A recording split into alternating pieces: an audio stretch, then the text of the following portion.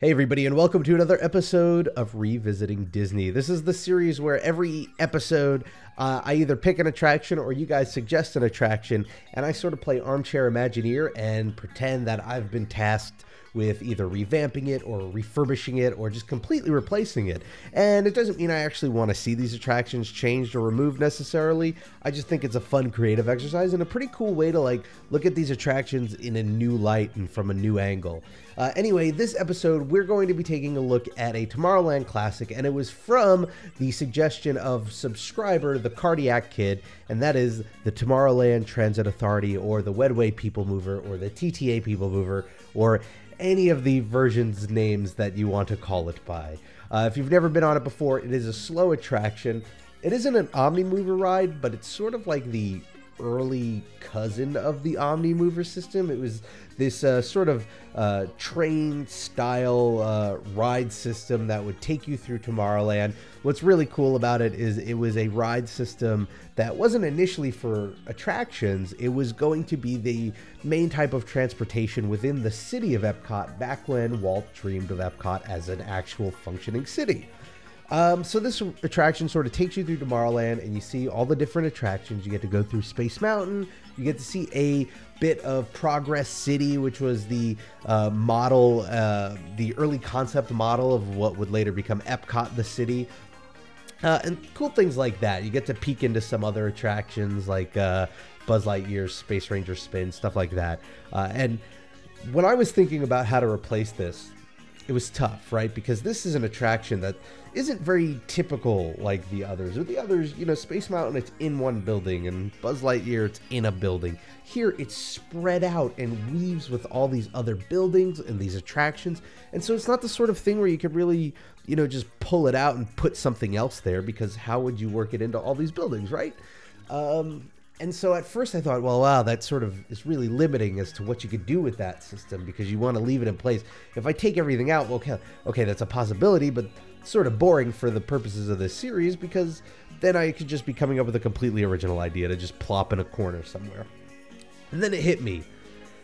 Keep the ride system, keep the track system, the track layout, even keep the ride vehicles, keep all that the same, and make a couple of seemingly minor changes that are major changes. One of them I think might be seen as like sacrilege, just because I think this ride is so famous for being a nice, relaxing way to sit down, get a cool breeze. You know, it's an open air attraction for the most part, but it's still under a rooftop, so it's still shaded.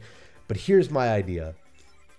Close it off completely. Put up walls the entire way around so you're not seeing any daylight at any point. I know, that's crazy, and maybe some of you will hate the idea already for that, but hear me out. So this is the idea.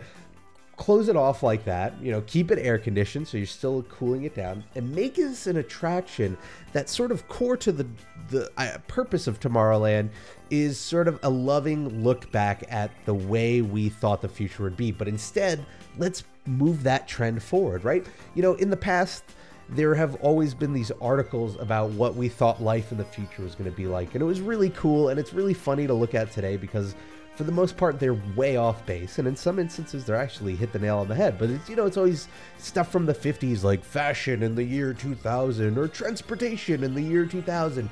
We really love to guess what life in the year 2000 was going to be like, and again, for the most part we were really wrong, but it was still entertaining, and I think there's still value in the fact that we were really excited for the future and what the future was going to be like. And I do personally think we've lost a lot of that.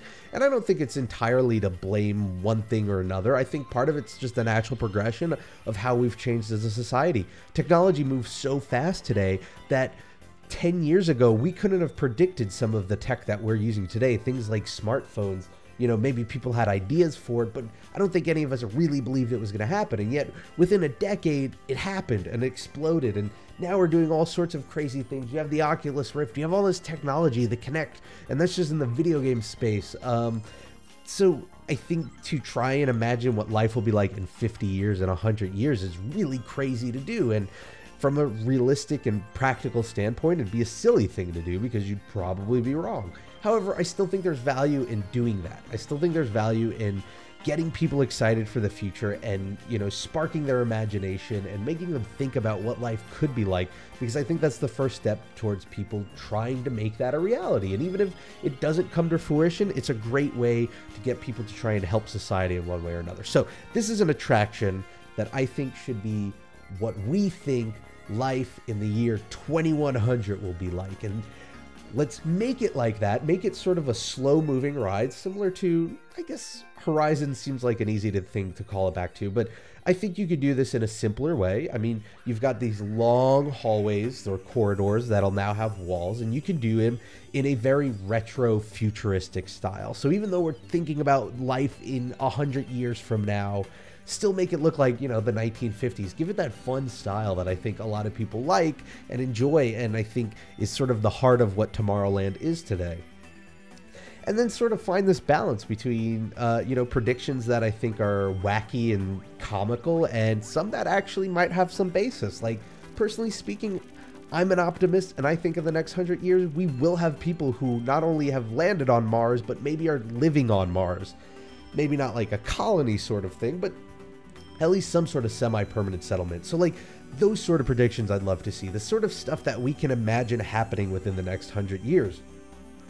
And you can sort of have this throwback to, you know, I think a lot of World of Motion, right? Which was very similar to Spaceship Earth in that it was a retelling of history through all these, you know, almost like giant dioramas, right? These big scenes with these characters, and it was very humorous yet at the same time educational. And you have those scenes in Horizons where we sort of joke about thinking what the future was going to be like with, you know, people hula hooping in space. And I think you could take that art style and that spirit and you can put that in an attraction like this where, you know, it doesn't have to be thrilling. It's not going to be an e-ticket attraction. It's still that relaxing way to get out of the heat that it is right now, but it offers more than just the ability to look on other attractions that you're already going to go to or you've seen before. It offers something unique and something exclusive to it. And then you can still do things like tie it in with other attractions. You know, I think something iconic to the TTA is that it goes through Space Mountain. You could still do that. Imagine setting up a scene where we're talking about living in space in the next 100 years, and then it opens up to Space Mountain. You know, it would be seamless, and it would just sort of tie the two together really well. And I think it'd be just a fun way to look towards the future while still acknowledging the past and doing it in a lighthearted manner, and in a way that might hopefully get people excited about the future, which is something I think we see less of in Tomorrowland and Future World, but we should be seeing more of as a whole. Anyway, I want to thank you all for watching. Let me know what you think of this idea. Maybe it's a great idea, maybe it's not. Maybe just putting walls on the TTA is a deal breaker in itself. Let me know in the comments below. You can also let me know on Twitter. I'm at RobPlays. Also, if you want to send it through mail, you can do it that way too.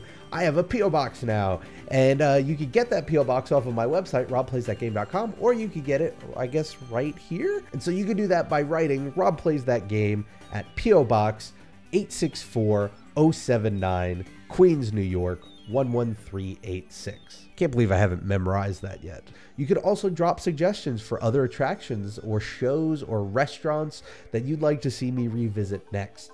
Anyway, again, thanks for watching. Have a great week. Whatever you're doing, make the most of it because it makes it that much better. And I hope to see you next time for the next episode of Revisiting Disney. Bye, everybody.